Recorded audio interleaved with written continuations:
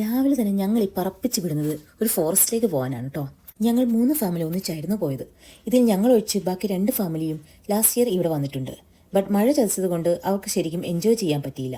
വണ്ടിയിൽ നിന്ന് ഇറങ്ങി സാധനങ്ങളുമായി താഴ്വാരത്തേക്ക് ഇറങ്ങിയപ്പോഴല്ലേ അവർ പിന്നെയും ഈ സ്പോട്ട് തന്നെ പറഞ്ഞത് എന്താണെന്നുള്ള കാര്യം മനസ്സിലായത്. എന്നാ ഒരു വ്യൂ ആണെന്ന് നോക്കിയേ. നല്ല തെളിനീര് പോലത്തെ വെള്ളവും അതുപോലെ കാം ആൻഡ് ക്വയറ്റ് ആയിട്ടുള്ളൊരു പ്ലേസ്. നമ്മൾ മാത്രമേ ഇവിടെയുള്ളൂ.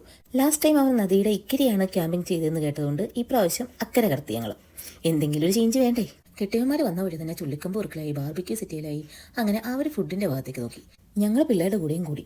വെള്ളത്തിലോട്ട് ആഴമില്ലാത്തത് കൊണ്ട് തന്നെ പിള്ളേരെ സുഖമായിട്ട് വെള്ളത്തിലിറക്കി കളിക്കാൻ പറ്റുമായിരുന്നു. അത് കാരണം അവരും ഡബിൾ ഹാപ്പി. അങ്ങനെ ഒരു ഉച്ചരയൊക്കെ ആയപ്പോഴേക്കും ഫുഡ് റെഡിയായി. ഷെഫ് ഇവിടെ എല്ലാവർക്കും ഉള്ള ബർഗറെല്ലാം സെറ്റ് ചെയ്ത് തന്നിട്ടുണ്ട്.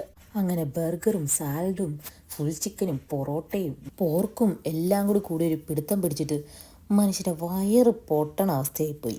വല്ലപ്പോഴും അല്ലേ ഇങ്ങനെയൊക്കെ ഉള്ളൂ. അത് കാരണം ആരും അത് മൈൻഡ് ചെയ്യാൻ പോയില്ല. പിന്നെ കഴിച്ചതിൻ്റെ ക്ഷീണം മാറ്റാൻ വേണ്ടിയിട്ട് ഒന്നും നോക്കില്ല, എല്ലാം കൂടി വെള്ളത്തിൽ ചാടി. പിന്നെ അവിടെ ഒരു ആഘോഷമായിരുന്നു. ഇവിടെ വന്നതിൽ എനിക്ക് ഏറ്റവും ഹൈലൈറ്റായി തോന്നിയത് ഇവിടെ ഫോണിന് ഒരു തരി റേഞ്ച് കിട്ടത്തില്ല എന്നുള്ളതാണ്. അതുകൊണ്ട് തന്നെ ഇവിടെ ആരും ഫോൺ നോക്കിക്കൊണ്ടിരിക്കില്ല. എല്ലാവരും ആ മൊമെൻ്റ് അങ്ങ് എൻജോയ് ചെയ്തോളും. അതെ, എൻ്റെ ഈ പറച്ചിൽ കേട്ടാൽ ഞങ്ങൾ ഇന്നും ഒന്നിലേ പോയതാന്ന് തോന്നുമെങ്കിലും ഒരു 2 ആഴ്ച മുന്നേ പോയ പോക്കാണിത്. അപ്ലോഡ് ചെയ്യാൻ കുറച്ച് ലേറ്റ് ആയിരുന്നു മാത്രം. എന്നും പറഞ്ഞ് നിങ്ങൾ ഈ വീഡിയോ ലൈക്ക് ചെയ്യാനും ചാനൽ സബ്സ്ക്രൈബ് ചെയ്യാനും ലേറ്റ് ആക്കല്ലേ.